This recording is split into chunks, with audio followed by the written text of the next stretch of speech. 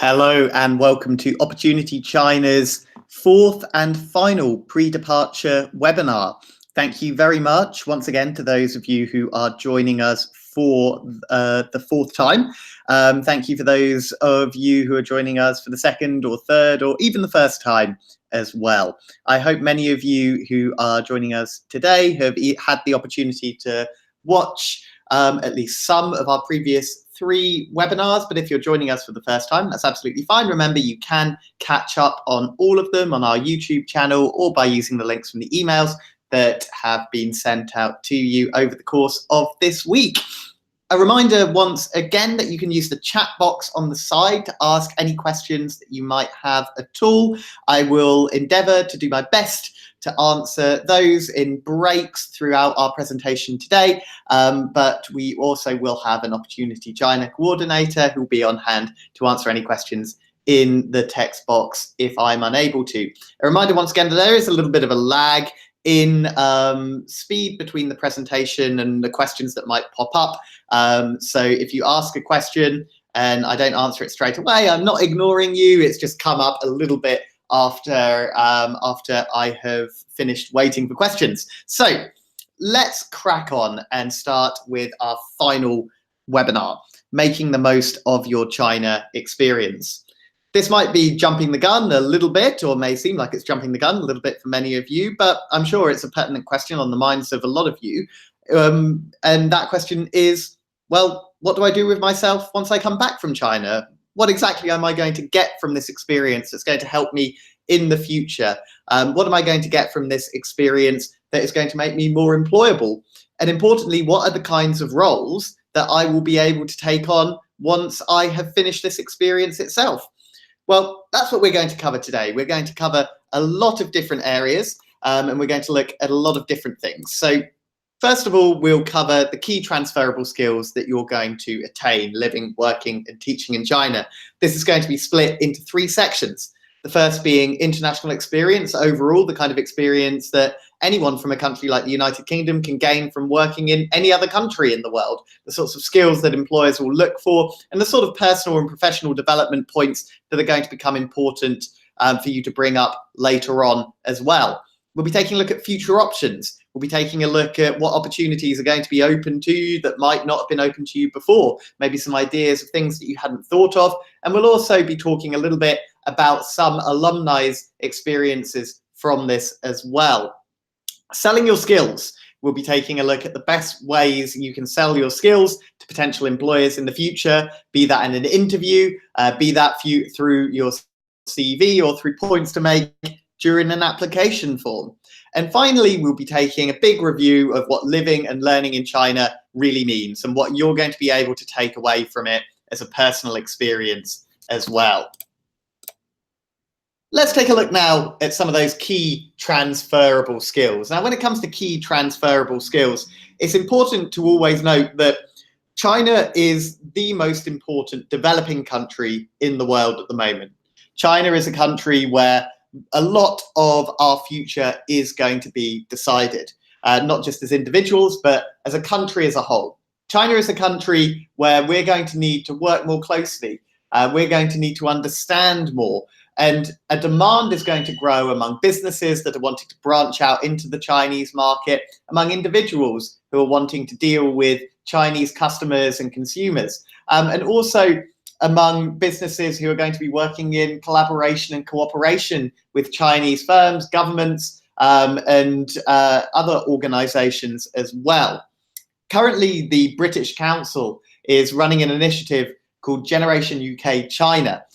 They've been running this for the last 5 years, and their aim is to make young people China ready, to create an entire generation of China-ready individuals who understand China, its society, its culture, as well as they would understand a superpower like America's. Now, this is no mean feat. China is very different, as we have discussed in many of our webinars already.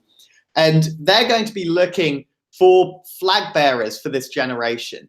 Those who have been to China, those who have worked in China. As part of Generation UK, there's a whole range of initiatives to make people China ready. These include having internships abroad, studying abroad, and of course, teaching abroad. All of our teachers who we send to China, those numbers are added to that generation UK China total number, and over the last 5 years they've sent out 55,000. So it gives you the opportunity to join those ranks. But let's take a look first of all at what you can gain from international work experience.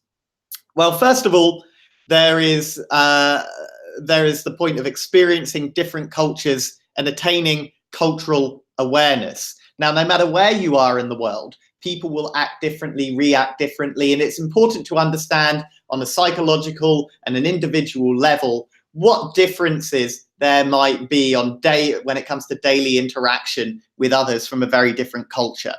As countries of the world become more interconnected, even with attempts to push us further apart, it's more important than ever that we have people who are internationally minded and wanting to build and strengthen those links within that younger generation. There are the communication and language skills that can be attained through working abroad. When it comes to language skills, there's the obvious case of learning a second language, which is incredibly useful when it comes to working with people from different countries who may not speak English as their first language. But equally important is communication and understanding tone and understanding social aspects that are going to be different in countries and cultures that are so different to ours. Understanding those core cultural concepts in countries like China is a great example of that. Holding international experience also demonstrates independence and a strong level of personality. It's very different going abroad to do an internship or to work or to teach or to study than it is to do in your home country. You're taking a big step into the unknown. Displaying that independence, personality, confidence, and self-reliance is incredibly important for employers. What's important to note as well is the fact that employers are now regarding international experience, be it work experience or be it study experience, as being more important than attaining a bachelor's degree in itself. Having that edge, having that USP is more important now than it ever has been in the competitive graduate jobs market. The flexibility, adaptability, and durability that you are going to be able to attain and build up through working internationally cannot be understated as well. Having to go against everything you previously knew or thought was common sense or acceptable in one culture and using it in a very different one is vitally important, and again makes you stand out from the crowd when it comes to working in a more interconnected world. And then, of course, there are the professional cross-cultural networks and understanding that you're going to have of those networks, giving you a broader opportunity of places to work, of people who you know, of contacts to have in the future. There are going to be more and more opportunities worldwide for you as a result of working or studying internationally. It's a simple fact. You're opening a lot more doors. You're creating a lot more avenues that you can potentially walk down. But what about China-specific experience? We've got all of those different things that you can gain from going just about anywhere in the world. But what can you gain specifically from working in China itself? Well, building on some of the last points we made, there's the familiarity of working with an incredibly complex culture that just so happens to be the world's second largest economy, due very soon to become the world's largest economy, having a deep understanding of cultural concepts that the vast majority of people in the West have no understanding of, and also having knowledge of the world's most spoken first language. As I discussed in a previous webinar, there are over 300 million English language learners in China at the moment, but China is still a country of 1.4 billion people. Having a knowledge of that language, having the ability to be able to discuss issues, however simple or complex in that language, is more important than ever. And also being able to make that instant rapport that you can make with an individual from another country simply by saying a few words to them in their language once they're over here, to demonstrate that willingness to help them, to demonstrate that willingness to accept and embrace their culture and language is vitally important, and especially important if you're going to be working with an organization that seeks to work with China. You'll already have that inbuilt asset to build relationships with people through that language. Then, of course, there's utilizing concepts like guanxi, connections that I spoke about in our initial webinar. Guanxi, where you create those interconnected networks of people in China. You will have a friend who knows someone who'll be able to do something for you, who'll be able to help you out in an area. This has been the case for me countless amounts of times. And the vast majority of contacts, the vast majority of people who I have met in my professional working life since returning from China and working with China from the United Kingdom have come about through guanxi, have come about through those networks, through people that I have met and spoken to in China, either from my time teaching in China or from my time traveling to China after that. China is a country where you'll sit down, you'll develop relationships in a much deeper way with people than you will in a country like the United Kingdom. And your ability to be able to understand that and to be able to utilize those networks and understand how to utilize those networks will be incredibly important going forward. Then, of course, there is the teaching specific experience. Now, there's a lot more to teaching experience and the skills and ability that you will be able to learn and pick up and utilize than simply going into a vocation of teaching for the rest of your life. Although, of course, for those of you who are wanting to go into teaching full-time, the practical experience that you are going to gain is going to be immense. It will be absolutely enormous, whether you're looking at going into K-12 teaching, primary school teaching, secondary school teaching, teaching at colleges, or even going ahead and furthering your studies and teaching at universities. The ability to be able to stand up in front of a class, especially a class where their first language isn't your own, the confidence that you'll be able to gain, the organizational ability that you will have, an experience of planning lessons will be vitally important for those of you who are going to be going into teaching. But the organizational skills that go into teaching are immensely transferable when it comes to all kinds of roles, when it comes to organizing events, when it comes to organizing trips or things in the tourism industry or the hospitality industry. Those organizational skills that you will gain from teaching, from taking registers, from planning lessons meticulously, from ensuring that children's safety standards are kept at an excellent level. These transferable skills are absolutely fantastic to attain, and there is no better arena to attain them in with as much potential pressure to attain them in than in a classroom, and particularly in a classroom with a very different culture and country. There is also the presentation ability and skills that you are going to be able to attain. Again, this is all about confidence, your ability to be able to stand up and confidently present a lesson to potentially a class of 40 to 60 children. I've done presentations to people working from NGOs, people working in governments, and I can tell you there's no more nerve-wracking experience or confident building experience than taking your first lesson in front of a group of 11 or 12-year-olds. That presentation ability, that confidence, that ability to be able to deliver something with flair where you are capturing the attention of your audience is something that is desired and sought after in all kinds of roles, be it sales, be it performance and in the arts, or be it in marketing. The communication skills as well that you'll be able to attain through teaching are vitally important. Being able to take a deterministic look at different students and different abilities and different ways of speaking and getting the most out of them. Those communication skills are going to be incredibly important for those of you who may be looking at going into careers such as marketing or PR, where you're very much going to need to be a people person, where you're going to need to know what to say to particular people, where you're going to need to change a particular tone that you take, change a particular mood that you take, depending on that. Working with children and taking that style of learning is excellent experience for those of you who are wanting to go into areas like that. And then, of course, there's management and motivation. Again, managing, motivating, instructing classes of students is fantastic experience for those of you who are looking to go into leadership positions. one of the most important things, one of the most important qualities that you can have as a leader is the ability to be able to motivate those around you to do a great job, the ability to be able to enthuse those around you to want to work with you, to want to work to attain a goal, a shared objective that you all have. And there's no better place to hone those skills than in a classroom.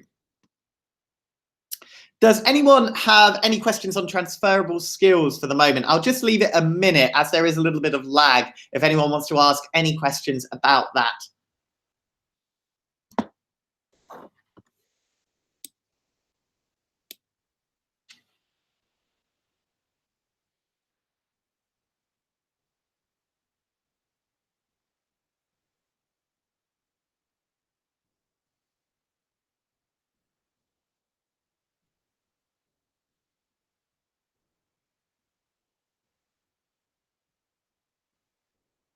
Okay, let's move on. So, future options. What kind of roles, what kind of career might you potentially be looking at going into and building upon your China experience once you've finished teaching in China? Let's take a little look. First of all, there's teaching at home. Across the Anglosphere, there is a huge demand for teachers, an absolutely enormous demand for teachers who are able to be motivators, for teachers who are able to work with a smile on their face, for teachers who are able to display an organizational ability and an ability to hold a class's attention. The experience that you're going to be able to gain living and working in China is going to be incredibly valuable for this.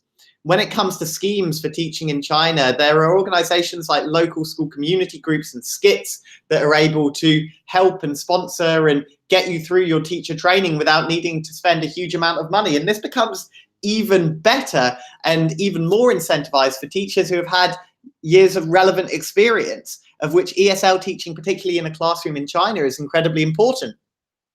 There are also the ever internationalized classrooms that exist in schools throughout countries like the United Kingdom and elsewhere. There are more and more foreign students living and working in countries like the UK and the US who have very different needs. And being able to use those skills that you've attained through working internationally, that empathy that you will have of living in another country yourself, those skills are going to be incredibly important and sought after in the education sector as you move forward. There are more international schools appearing than ever before. I can give you an example of a friend I had who taught in China, who went to work in a international school that catered for Japanese students in London. And it was an absolutely fantastic experience for her whilst she was there. There are also lucrative positions for experienced ESL teachers at these international schools that pay very competitive salaries, often considerably more than working at a state school or a public school in countries like the United Kingdom or the United States. There's also a lot more room in the back as well, due to the internationalization of schools, both public, state or private, throughout the Anglosphere. There are more positions that are coming up for staff in schools across countries like the United Kingdom, such as international officers, people who have an understanding of the education systems in countries like China, people who are able to and willing to want to establish links and partnerships and sister school agreements with schools throughout the world, particularly in China as well. So those opportunities to both teach at home, but to work in the education sector in many other ways are very enticing for a lot of people wanting to come back. There's also the opportunity to work at universities in their international centers. Having developed an understanding of countries like China, you'll be able to market universities in countries like the United Kingdom much more strongly to schools in China and students in China as well. Then, of course, there's ESL teaching around the world. For those of you who get bitten by that travel bug and want to go to different places, China is an amazing first stepping stone for those who want to discover the wider ESL world. Opportunity China alumni have gone on to teach in countries like Japan, South Korea, the United Arab Emirates, Saudi Arabia, Spain, and many other countries. it's a really great opportunity to go there, to earn some money, to live quite comfortably, to have a package that is more inclusive and more supportive than anywhere else in the world, and help prepare you for perhaps a more challenging next step if you're seeking to go the ESL route for 2 or 3 or 4 or 5 or even decades more during your life. Some choose to travel the world and teach for years and years and years, and you'll no doubt meet plenty of those in China. I certainly did in Shenyang. I had met an ESL teacher who had taught in over 80 different countries throughout the world, sometimes for as little as a few weeks, sometimes for several years. And hearing some of the stories that he was able to tell was absolutely fascinating. Then, of course, there's the world of business. The confidence boost that you're going to receive through working in an international context will be greatly important for all areas of business. As I spoke about earlier, areas like marketing and PR, with those communication skills that you'll be able to develop through both teaching and through having that international understanding and that China-specific understanding when working with Chinese companies themselves. Those sales skills that you're going to learn through vast amounts of presentation and the confidence and steel that you'll be able to attain through that, as well as the countless amounts of organizational skills that will go into building up a business if you have the entrepreneurial flair for wanting to do that. There are the networks that you're going to be able to attain in China as well, those groups of people that you will know that will no doubt help any organization that you're going to be working with connect and grow outwards. When it comes to small and medium-sized enterprises in Britain, China is now the second most dealt with and traded country in the world for the United Kingdom for small and medium-sized enterprises. And the networks that you could potentially be able to bring and channels and routes that you potentially be able to bring to these SMEs through your experience and knowledge of China and people you know in China will be incredibly valuable. Then, of course, there's the ability to be able to work internationally, to be able to work in almost any business around the world. There's a common theme among Opportunity China alumni is that whether they're working abroad or whether they're working with an international company in countries like the United Kingdom, they tend to work with a company that has an international outlook, a company, and they tend to work in a role that has an international flavor to it as well. A lot of this is due to that increased global and cultural awareness that you will attain through living, working, and teaching in China. To give you an idea of a few careers, just from people that I know, there is I have a friend who I worked alongside who works now in the marketing department for British Airways. I also have a friend who works with Virgin as well, again working in a PR role, working specifically with China. I have friends who work in the Arcadia Group, or well, hopefully will still be working the Arcadia Group for a little while longer in the head offices, whose previous roles had been looking at getting into China and opening up stores in China and spreading into that. They've now left Arcadia Group and are working for another company in a very similar role. But those are just a few ideas of companies and organizations that people have worked with just off the bat. Another friend of mine is working with Oppo, a Chinese phone company that not a lot of people know about. This is almost sort of the inverse of working with British companies that are looking at going into China. Oppo is a Chinese mobile phones company that's recently opened up offices in the UK. And she is now working, doing the marketing and promotion for Oppo in the United Kingdom. So using her knowledge of China and using her knowledge of the UK consumer market in that sense. Does anyone have any questions just now on future options? Again, I'll leave it just a minute for anyone to ask anything.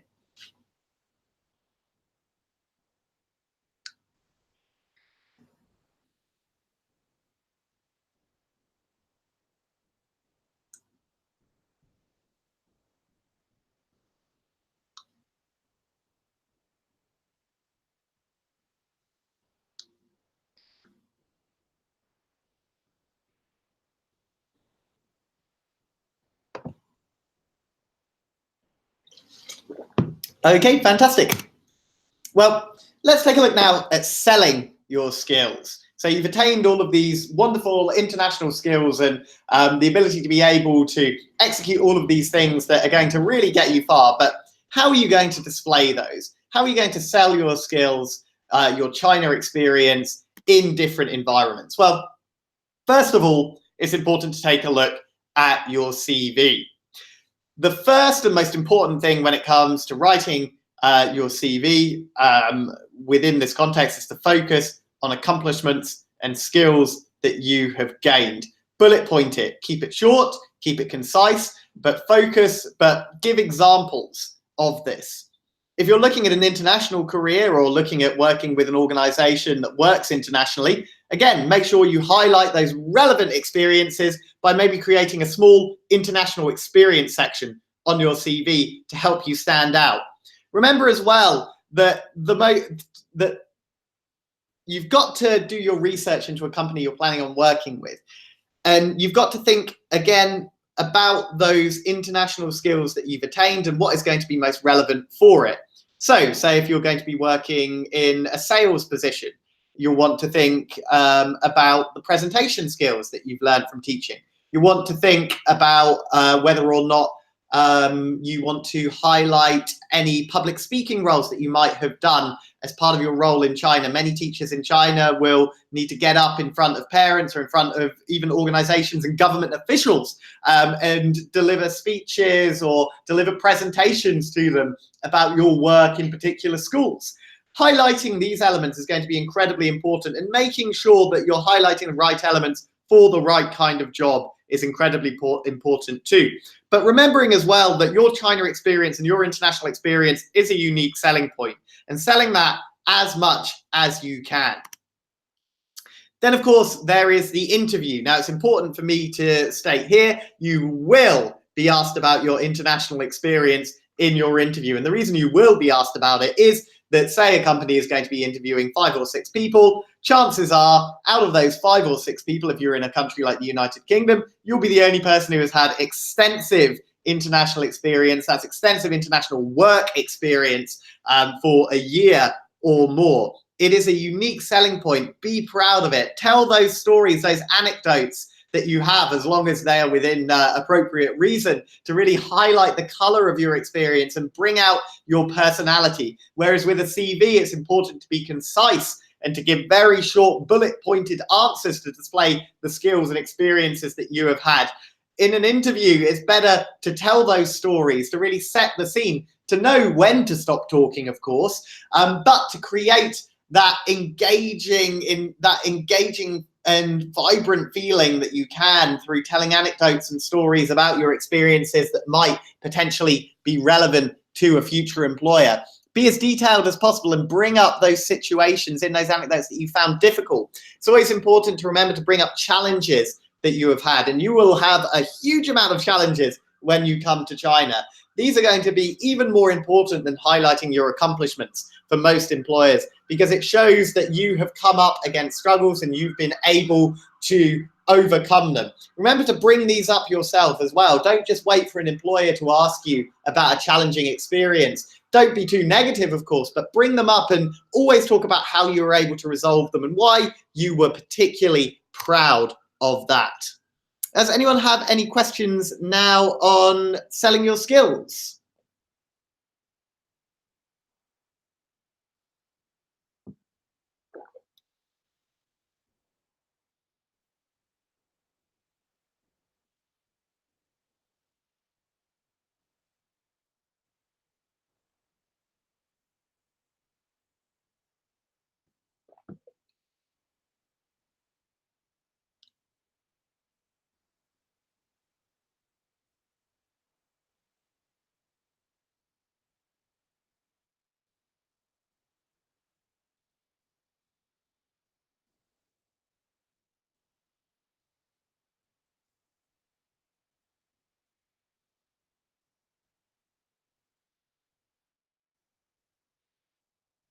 Okay, fantastic. Well, moving on. Let's take a final look now at living and learning in China. What are the things that you as an individual are going to learn from living in China and the day-to-day life that you will experience on the street.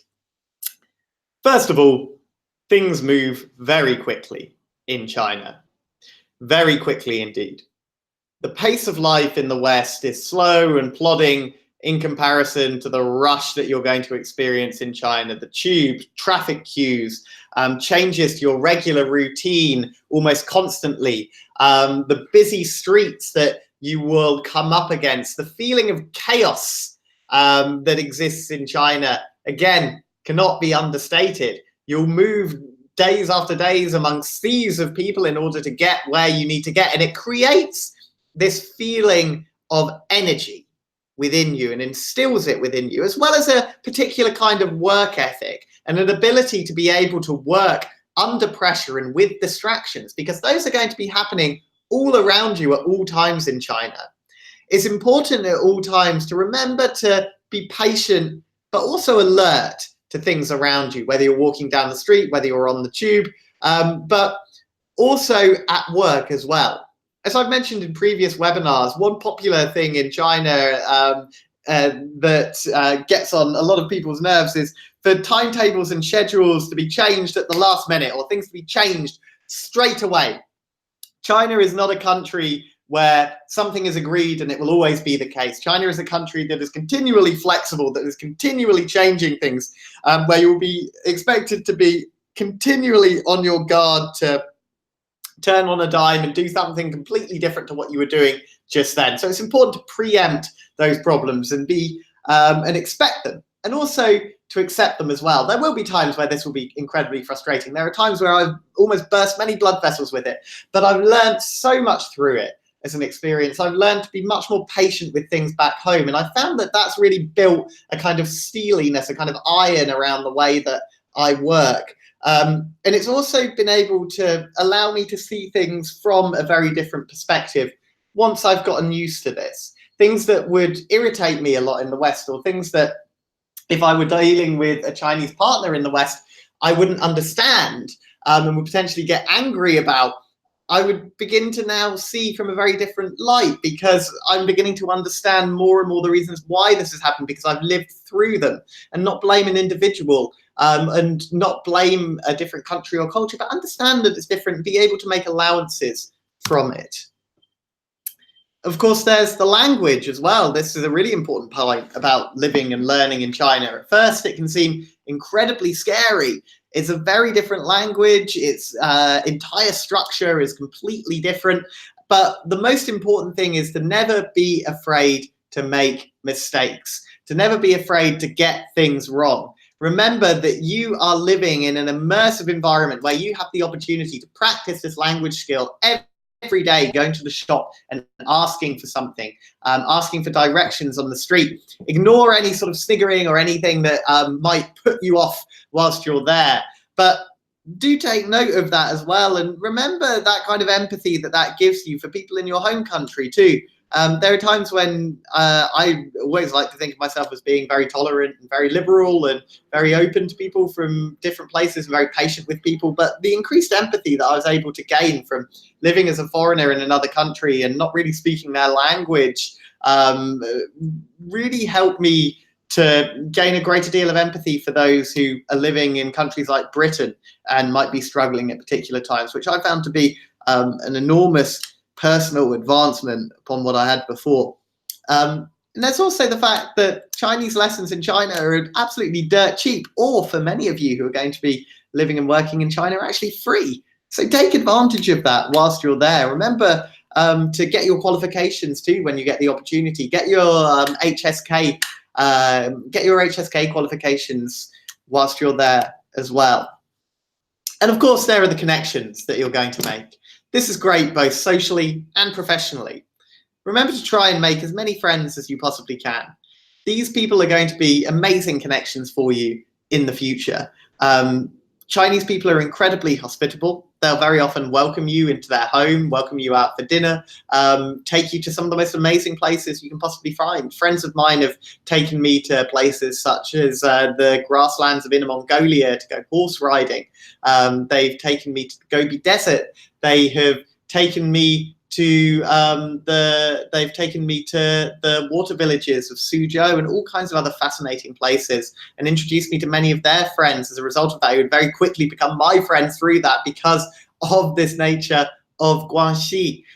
It's great to learn, but it also increases your ability to be entrepreneurial with this. Many friends of mine have fantastic opportunities to be able to hire foreign teachers, or to be able to have schools that they work with that want to come to countries like the United Kingdom, which is incredibly helpful for establishing connections and increasing global awareness among people. And also great if you're entrepreneurial and want to move into areas like this to work with China in the future. It's always important as well to remember to keep on your boss's good side. There's going to be no greater facilitator of Guanxi connections than your boss in China. And it's really important to remember to build on the relationship that you're potentially going to be having with those figures of authority, as it is incredibly important, as I discussed earlier. Learning things like dining etiquette as well in China is incredibly important, as it really does increase your ability to be able to immerse yourself in a cultural environment better, and improves your chances of succeeding in business and entrepreneurial areas of working with Chinese to an absolutely enormous degree when it comes to comparing you with other foreigners, other Westerners. These professional connections that you're going to be attaining and personal connections that you're going to be attaining in China can turn out to be absolutely golden in the future in many different fields. So before we finish today, does anyone have any final questions and answers?